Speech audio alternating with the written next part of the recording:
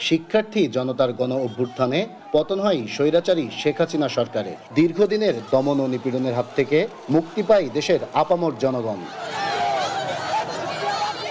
স্বৈরাচার সরকারের পতন উপলক্ষে কুষ্টিয়ায় গতকাল শুক্রবার বিকেলে শিক্ষার্থী জনতার বিজয় র্যালি বের হয়। র্যালিটি শহরের বিভিন্ন সড়ক প্রদক্ষিণ শেষে পৌরসভায় গিয়ে শেষ হয়। সেখানে কবিতা আবৃত্তি, চিত্রাঙ্কন সহ হয় নানা কর্মসূচি। এ সময় শিক্ষার্থীরা বলেন, দেশ থেকে বৈষম্য ও দুর্নীতি দূর না হওয়া পর্যন্ত মাঠে থাকবেন তারা। সবাই মিলে গড়বেন বৈষম্যহীন বাংলাদেশ।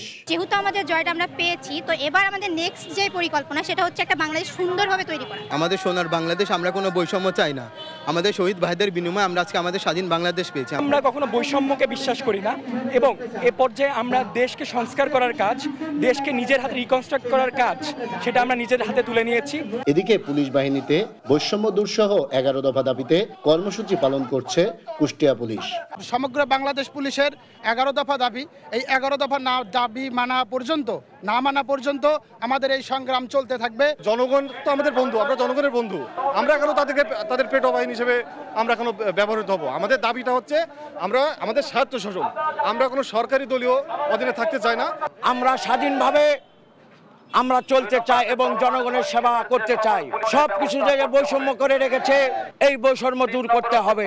দীর্ঘদিনের দমন ও নিপীড়নের পর নতুন সরকারের যুগোপযোগী পদক্ষেপে দূর হবে বৈষম্য, দেশ ফিরবে আলোর পথে, এমনটাই প্রত্যাশা সবার। নাহিদ হাসান তিতাস, দেশ টিভি, কুষ্টিয়া।